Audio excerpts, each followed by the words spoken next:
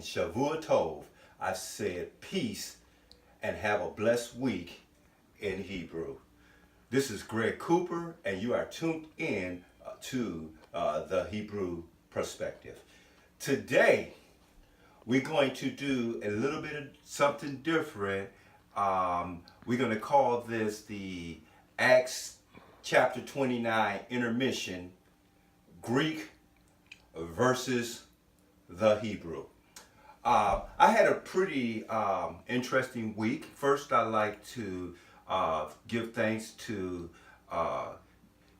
Yahweh and give thanks to Yeshua, his son. And also, I'd like to give thanks to all the people who have called me throughout the week and told me they was been watching the video and sending words of encouragement and even the text messages, and they were much appreciated, and it was encouraging to me to know that some people are calling and reaching out to me and telling me how much they are enjoying these videos. Now, with that, I did receive one call that brought up a particular concern, and that's why we're doing the Greek versus the Hebrew today. So today I'm kind of regressing so that I can progress. I had a preacher friend, a dear preacher friend of mine, called me, and he was talking to me concerning this, what they call the Tetragrammaton. And he kind of got a little upset with me because when I told him that the Tetragrammaton is Greek and not Hebrew, and that the word tetra and grammaton is a Hebrew word, and he was talking about how he was being taught by a well-known bishop, and he heard this well-known evangelist preach concerning this Tetragrammaton, and because of their name recognition, it was kind of hard for me to convince him that that wasn't Hebrew, that was Greek. And one of the things that he was saying was that during the message, they were talking about how the children of Israel could not pronounce the name of God. And because of that, they had to come up with this Tetragrammaton to make up for the pronunciation of God. And that is not correct.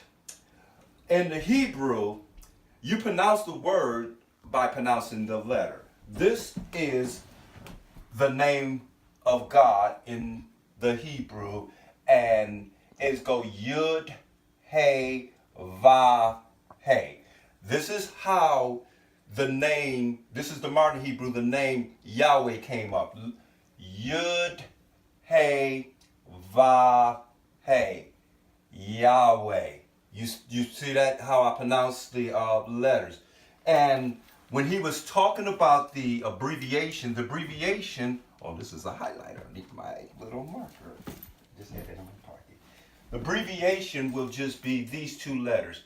When you hear me say, this is the day that Yah have made, it'll be Yud, Hey.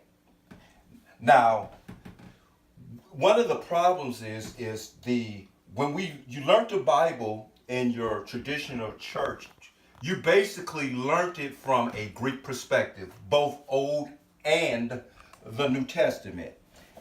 Now, I'm going to show you some common words. These are the first 5 books of the Bible. You're familiar with these names: Genesis, Exodus, Leviticus, Numbers, and Deuteronomy. These are Greek terms. These terms derive from the Greek and not the Hebrew. These are the actual Hebrew names, the phonetic sound of the Hebrew names from the first 5 books of the Bible. The first one being Bereshit, the second being Shemot, The third, Varikara, Bedamar, and Davarim. These are the Hebrew. This is the Greek. Now, the issue that the brother that was trying to bring out when he was saying they didn't pronunciate the name, and the funny thing, this the irony of it is, I actually loaned him a Torah that that would be used in the synagogue, and they didn't, and where they would put this word right here, Hashem, and which is saying just the name. Ha is the in the Hebrew, and Shem means the name. Now I want to point out something about the Shem. You notice in the book of Exodus, right? I showed you that the Hebrew word is Shemot. Now, notice Shem Mo. Now this OT sound is like the plural. So in the Hebrew, where in the Greek, when you look at the book of Exodus, the book of Exodus comes from a Greek word which means exit, and it was talking about their exit out of Egypt. Now, in the Hebrew, when you get any type of Hebrew or Messianic Bible, or if you read a Jewish Torah, the book will be called Shemot, which is the book of names. And if you read the first verse in the book of Exodus, it will tell you that these are the names, and it is naming off the more or less the heads of the 12 tribes of Israel and their lineage. That's how the book of Shemot comes from. So, which is a totally different name. Now, Genesis is a Greek word for beginning. Now, Bereshit is in the Hebrew Bible, it is the first word in there, but it means more than just beginning. In fact, I may even reach out to my pastor and have him teach on the word Bereshit. But one of the words that I do want to point out for Bereshit, the root word is Berit, and Berit is a covenant. So he starts you off with a covenant relationship right from the beginning. Now Leviticus. Now Leviticus, when you read the book of Leviticus, it talks, a lot from the Christian understanding is dealing with more or less like the Levitical law, the Levitical priesthood. But in the Hebrew, the book was called Vayikra, which means the called. Which is a totally different understanding. The book of Numbers was called Bedamar, and the word Bedamar is how you would say wilderness in the Hebrew.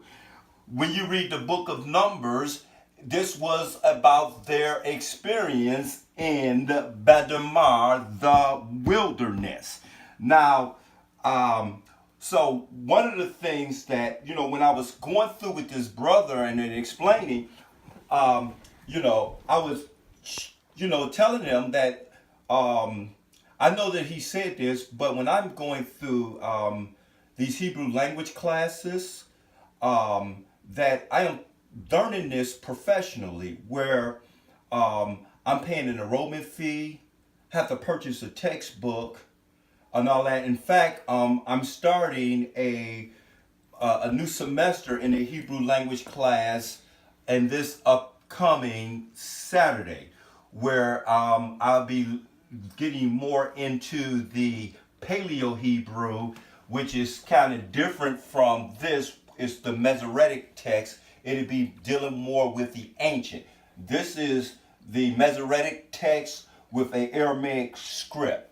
And so, because what he heard came from a bishop, or, someone with some name recognition, it was kind of hard for me to really convince the brother otherwise, because it came from the bishop. And you know how when the bishop says something, whether it be right or wrong, it is the gospel truth. And this is one of the reasons why I recommend preachers to take Hebrew language classes so that you can get a better understanding of the Bible from a Hebrew perspective. Too many times I see preachers, they will get a Strong's Concordance. I have just a little small, and they would just look up a Hebrew word pretty much to, to jazz up a word that they want to use and break down in a message. But it's something totally altogether different when you are learning the language and learning the mechanics of the language versus getting a Hebrew word out of your Strong's Concordance and trying to break down the message.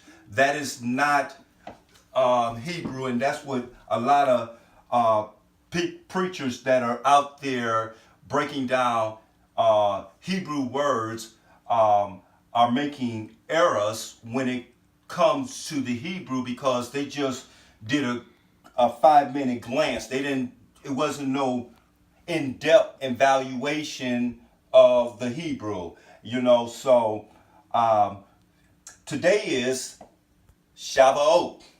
You notice that when I started my greeting today, I said Shavu Atov, and I want you to hear that. Shavu Atov, Shavuot. Shavuot is what we call in the Greek or in the English the day of Pentecost that was spoken about in Acts chapter number 2. Now, it is the Feast of Pentecost in the Hebrew, or Shavuot, and Shavuot is the Feast of Weeks. How you say week in Hebrew is Shavu.